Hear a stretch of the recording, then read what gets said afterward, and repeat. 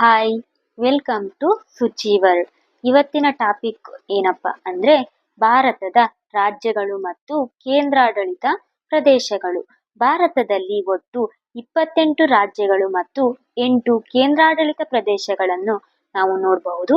ನಾವು ಮೊದಲನೆಯದಾಗಿ ರಾಜ್ಯಗಳನ್ನು ನೋಡುವುದಾದರೆ ಆಂಧ್ರ ಪ್ರದೇಶ, ಅರುಣಾಚಲ ಪ್ರದೇಶ, ಅಸ್ಸಾಂ, ಬಿಹಾರ, ಛತ್ತೀಸ್ಗಢ, ಗೋವಾ, ಗುಜರಾತ್, ಹರಿಯಾಣ, ಹಿಮಾಚಲ ಪ್ರದೇಶ, ಜಾರ್ಖಂಡ್, ಕರ್ನಾಟಕ, ಕೇರಳ, ಮಧ್ಯಪ್ರದೇಶ, ಮಹಾರಾಷ್ಟ್ರ, ಮಣಿಪುರ, ಮೇಘಾಲಯ, ಮಿಜೋರಾಂ, ನಾಗಾಲ್ಯಾಂಡ್, ಒಡಿಶಾ, ಪಂಜಾಬ್, ರಾಜಸ್ಥಾನ, ಸಿಕ್ಕಿಂ, ತಮಿಳುನಾಡು, ತೆಲಂಗಾಣ, ತ್ರಿಪುರ, ಉತ್ತರ ಪ್ರದೇಶ, ಉತ್ತರಾಖಂಡ, ಪಶ್ಚಿಮ ಬಂಗಾಳ.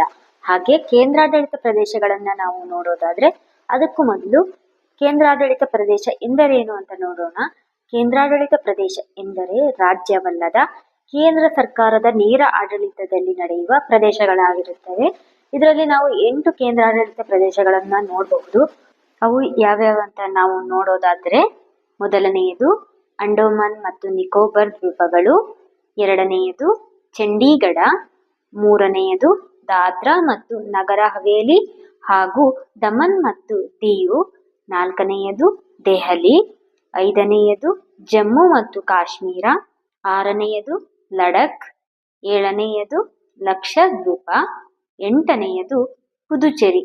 ಹೀಗೆ ನಾವು ಭಾರತದಲ್ಲಿ ಒಟ್ಟು 28 ರಾಜ್ಯಗಳು ಹಾಗೂ 8 ಕೇಂದ್ರಾಡಳಿತ ಪ್ರದೇಶಗಳನ್ನು ನೋಡಬಹುದು. ಹಾಗೆಯೇ ಒಟ್ಟು 36 ಆಡಳಿತ ಪ್ರದೇಶಗಳಿವೆ.